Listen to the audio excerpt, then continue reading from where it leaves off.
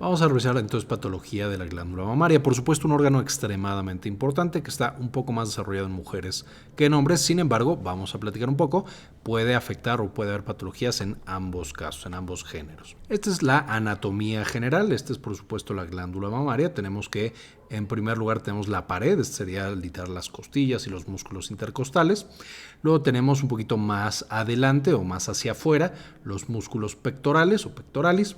Número 3 tenemos los lóbulos. Estos lóbulos son por supuesto donde se va a juntar la leche cuando estamos lactando, que es la función principal de justamente la glándula mamaria. En número 4 vamos a tener por supuesto la superficie del pezón y alrededor de la superficie del pezón la areola, que es esta estructura de la piel que por supuesto va a tener una gran importancia en la función del pezón tal cual. Luego número 6 tenemos los ductos lactíferos, que esto es donde literal sale la leche una vez que el bebé empieza a mamar, que es como se le llama a la alimentación que tienen los pequeñitos cuando están lactando. Número 7 tenemos el tejido graso que va a envolver justamente a toda la glándula y es lo que hace que cambie el tamaño de una persona a otra. La glándula en sí, el tejido, los lóbulos, los acinos y demás van a ser muy parecidos en la mayoría de las personas. Lo que cambia el tamaño es el tejido graso y eso explica por qué, sin importar el tamaño de la mama, la mayoría de las personas pueden tener una lactancia completamente normal y producen básicamente la misma cantidad de leche, que es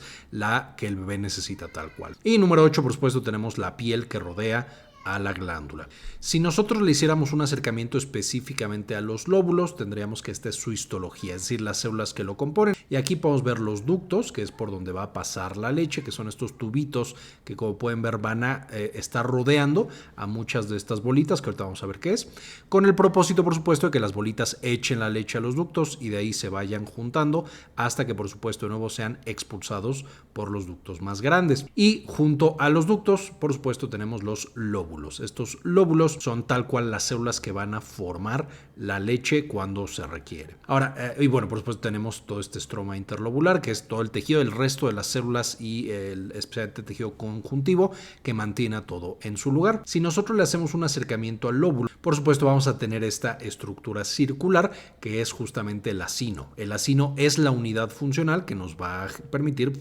justamente formar la leche. Alrededor tenemos la membrana basal, que es lo que va, digamos, a proteger a todas estas otras células. Luego tenemos tejido mioepitelial, que serían estas células que están en el círculo externo. El mioepitelial debido a que tienen un componente muscular y pueden llegar a contraerse para lo que se produce adentro, empujarlo primero a los ductos y luego a través de los ductos hasta que se ha expulsado. Tenemos después las células epiteliales del lumen o luminales.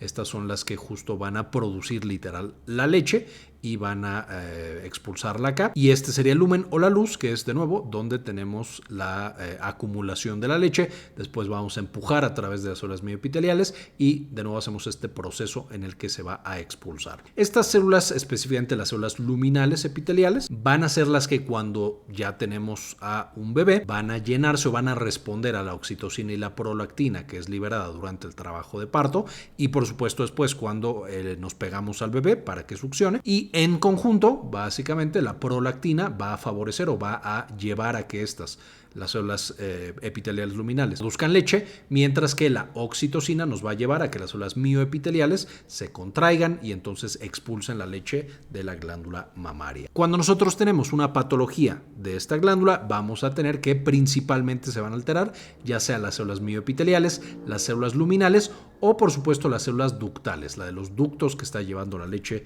Y ahora si hacemos un alejamiento, ya estamos viendo directamente al acino muy cerquita, ahora nos alejamos y veríamos más o menos esto. Entonces tenemos por supuesto algunos lóbulos, pero estos lóbulos van a juntarse en estos ductos, en estas líneas que son las que van recopilando la leche y vamos a tener ductos que se pegan entre sí, a hacer uno más grande y más grande y más grande, hasta que tenemos ductos que están pegados al pezón, que son los más grandes por supuesto de todos. Una vez más, todos los círculos moraditos son las células de los ductos y también se pueden alterar y pueden llevar a patologías específicas. Evidentemente la glándula mamaria va a ser muy dependiente precisamente los efectos estrogénicos. Esa es la razón por la cual, a pesar de que los hombres van a tener una glándula mamaria, pero no está completamente desarrollada. Y las mujeres también, pero no se desarrolla sino hasta que entran en la pubertad y en la adolescencia, van a llenarse de estrógenos y eso lleva al desarrollo de caracteres sexuales secundarios, entre ellos la maduración de la glándula mamaria. Y los estrógenos, por supuesto, van a llevar a que las células hagan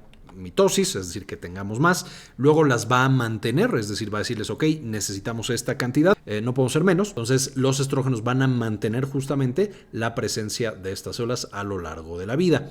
Pero como los estrógenos nos llevan a que estas se dupliquen, hagan mitosis, tengamos más, y que trabajen más, o que trabajen una cantidad específica, por supuesto, cuando llevamos mucho tiempo exponiéndonos a estos estrógenos, pueden llevar a que la célula pueda duplicarse mal, y entonces lleve a mutaciones, o incluso si no tenemos mutaciones, a que se haya duplicado demasiado o a que trabaje demasiado y nos lleva a patologías como hipertrofia o principalmente hiperplasia. Es decir, estos crecimientos y estas patologías o alteraciones que tenemos en la glándula. Y de nuevo, son los estrógenos que están afectando a nuestras células epiteliales, a nuestras células mioepiteliales y también a las células ductales que veíamos en diapositivas pasadas. No solo eso, cuando son demasiadas las mitosis que nos obligan a hacer los estrógenos, por supuesto tenemos que algunas células pueden malignizar, primero poco a poquito y después una gran cantidad, llevándonos a tener cáncer de mama y por supuesto con la principal característica del cáncer, que es que puede migrar a sitios distantes a través de la producción de metástasis y dando un pronóstico mucho peor para esa patología específica. Entonces, si nosotros viéramos todas las patologías de la mama o de las más comunes, las podríamos dividir más o menos en 4 principales tipos. De pronto pueden encontrar que la clasificación más extendida es en patologías no proliferativas y proliferativas. Sin embargo, aquí para hacerlo muy explícito pongo también tumores y pongo también infecciones. Entonces, primero que nada tenemos que hay patologías no proliferativas. Como dice su nombre aquí, no tenemos una proliferación de las células, no tenemos más células, solo las células que están no están trabajando bien, ya sea porque algo pasó, se llenaron de cicatrices o de tejido fibroso o, por ejemplo, se llenaron de líquido. Luego tenemos las patologías proliferativas en las cuales sí hay un crecimiento mayor de células, es decir, tenemos más células de lo que es absolutamente normal o crecieron en un lugar que no debían crecer. Y aquí de las más frecuentes son los papilomas y las hiperplasias, versus las no proliferativas, que la más común es fibroadenoma, y de hecho el fibroadenoma es la patología de mama más común que hay, y luego tenemos los quistes. Podemos clasificar algunas de las otras también como no proliferativa y proliferativa, pero una vez más quise separarla para que fuera más claro todavía. Vamos a tener los tumores, que aquí tenemos tumores benignos. Dentro de tumores benignos también podrían encontrarse el fibroadenoma y los quistes. Entonces, esos son tumoraciones, son células que crecieron, que no son cáncer todavía. Y de hecho muchas veces el riesgo de cáncer es bajo, pero por supuesto son tumores que aparecen en la glándula mamaria. Podemos tener por supuesto cáncer de mama, una patología súper importante, la segunda causa de muerte en mujeres en el mundo, y ya tenemos todo un video de cáncer de mama que les dejo en la parte de arriba para que puedan consultar. Y el tumor filoides, que es un cáncer benigno, ahorita lo vamos a ver, bastante raro, pero que también es importante conocer. Y finalmente tenemos infecciones, y estas infecciones, la más común probablemente es la mastitis, muy asociada a la lactancia y a haber tenido un parto, un trabajo de parto, y lo vamos a ver un poco más adelante. Sin embargo, importante mencionar que hay pacientes que tienen mastitis y que no tienen un trabajo de parto o no están lactando. Ahí el riesgo de que haya otra patología es por supuesto mucho más alta. Finalmente van a encontrar cuando estén estudiando la patología y la histología de la glándula mamaria el término adenosis, que es por supuesto asociado a tener más glándulas en el acino. En vez de la línea que veíamos previamente, que son más o menos poquitas células, tenemos muchas más células glandulares. Hiperplasia, que usualmente se refiere a un incremento en las células que recubren al epitelio de los ductos, es decir, es más una patología ductal, aunque por supuesto puede haber hiperplasia de otras partes de la mama. Ahora, ¿cuáles son las características de las pacientes o de los pacientes en general que van a padecer patologías de mama? Número 1, la exposición a los estrógenos. Esto es tan importante que es la principal razón por la cual la mayoría de las ocasiones en las que encontramos una patología de mama es en mujeres y no en hombres, aunque una vez más hay hombres que pueden tener patologías mamarias, literal las mismas que estoy mencionando, pueden aparecer en el hombre, incluido el cáncer de mama. También aquí vamos a entender por qué una paciente que tiene menarca temprana, es decir, que su primera menstruación vino antes de los 12 años, o una menopausia tardía, es decir, que deja de tener su periodo menstrual después de los 55 años, tiene más riesgo de patologías de mama, simplemente porque tuvo más ciclos y eso significa que tuvo una mayor exposición a estrógenos a lo largo de su vida. La infancia y la menopausia, o el climaterio, que es el nombre correcto, que ya no tenemos básicamente estrógenos, duró mucho menos en esas pacientes y de nuevo por eso tienen mayor infrecuencia de este tipo de patologías. Por supuesto, vamos a tener que los pacientes tienen masa palpable, usualmente unilateral, aunque en algunos casos puede ser bilateral. Una historia familiar también nos predispone a tener patologías de mama, es decir, si alguien en mi familia tuvo una de estas enfermedades, por supuesto que yo tengo un riesgo elevado, y si yo ya tuve otra patología, evidentemente puedo tener una segunda, es decir, ya tengo una glándula que ha sufrido algo de daño e incrementa de manera moderada pero real el riesgo de otras patologías. Otras de las características clínicas van a ser dolor. Muchas de estas patologías causan dolor, aunque no todas. Y también importante, el dolor no se asocia necesariamente con cáncer. Hay muchas patologías benignas que dan dolor y el cáncer de mama casi nunca duele. Entonces el dolor no es que sea una patología maligna, pero va a darse con este tipo de patologías de la mama. Descarga por el pezón, también en algunas, no en todas, y cambios en la piel, cuando por supuesto la patología está cerca de la piel y no hay tanto tejido graso, o por supuesto cuando ha avanzado lo suficiente como para ya irritar o generar cambios en la piel. Vamos a tener también eritema de piel, por supuesto, que es un enrojecimiento, especialmente con un proceso inflamatorio. Usualmente se presenta en el cuadrante superior externo de la glándula y usualmente van a requerir al menos mastografía y biopsia. Hay patologías en las que es preferible el ultrasonido, hay patologías en las que por los antecedentes puede hacerse solo exploración, etcétera, etcétera. Entonces no quiero dejar como la idea de que nunca se hace ningún otro estudio, pero en la mayoría de los casos una mastografía y biopsia es de lo que más se hace para este tipo de patologías, porque de manera externa, solamente con la exploración, es difícil diferenciar entre una y otra. Y entonces empezamos con un fibroadenoma. El fibroadenoma es importante porque es el tumor más común y es un tumor que es completamente benigno, es decir, no es cáncer y raramente se convierte en cáncer, menos del 2% de los pacientes, depende de los factores de riesgo, pero van a convertirse o van a progresar a una malignidad o a un cáncer de mama. Y aquí tenemos una imagen, así se verían las células, por supuesto tenemos los ductos, estos ductos en vez de tener justamente el tejido conectivo tradicional, hay un incremento en este tejido conectivo, este tejido fibroso, por eso se llama fibroadenoma, es un tumor de tejido fibroso. Y como este tejido fibroso ni siquiera son células, por supuesto por eso el riesgo bajo de que progrese ahora a un cáncer. Y bueno, básicamente vemos las glándulas y vemos los ductos y todos están recubiertos más o menos de tejido fibroso, que es como si fuera una cicatriz. Es más común antes de los 30 años y la manera en la que se detecta tradicionalmente es que se siente en una bolita en la mama, usualmente la propia paciente, aunque puede aparecer en la exploración del médico.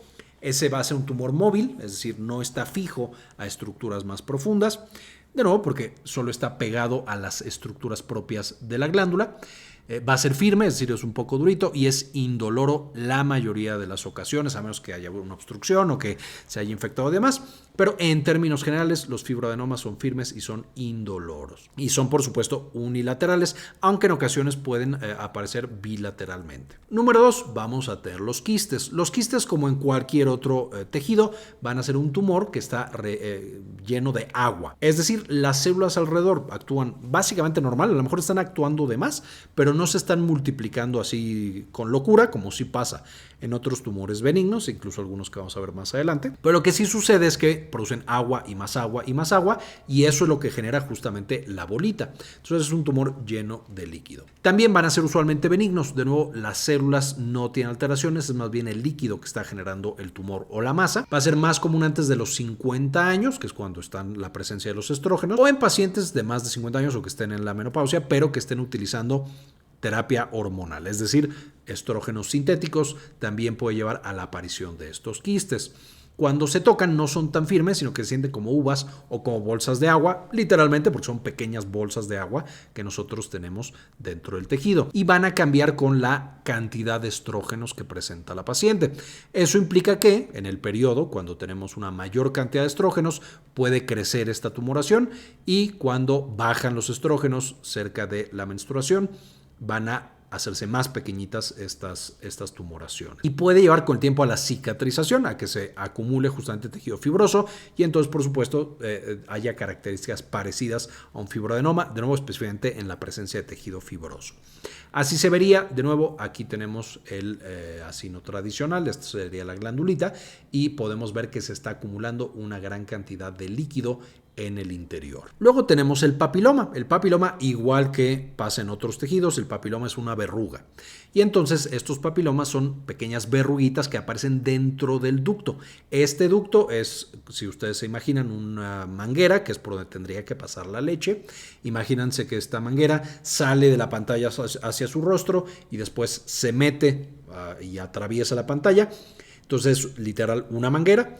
Y esa manguera tiene un tumor dentro, una verruga que está adentro. Es un tumor intraductal, de nuevo, que adentro del ducto, y es benigno. En su mayoría estos no van a transformarse hacia cáncer, pero pueden llegar a causar secreción. Entonces, cuando esta secreción, especialmente cuando los papilomas están en ductos más grandes, ya cerca del pezón, pueden causar una secreción clara o una secreción sanguinolenta, como sangre que está saliendo a través de estas estructuras. Si es un papiloma, no es demasiado el riesgo. Podemos estar tranquilos relativamente de que no se va a transformar en algo maligno, aunque por supuesto todas estas deben de revisarse y siempre que haya una secreción cuando no debería haberla, hay que consultar por supuesto inmediatamente al médico. Y finalmente llegamos a la hiperplasia. Esta hiperplasia va a ser ya lo más cercano que nosotros tenemos a un cáncer. De hecho, se consideran como lesiones premalignas. Es el pasito antes de que se convierta en cáncer. Y tenemos la hiperplasia típica. Hiperplasia, por supuesto, es cuando tenemos una gran cantidad de células. Podemos ver que hay muchas más células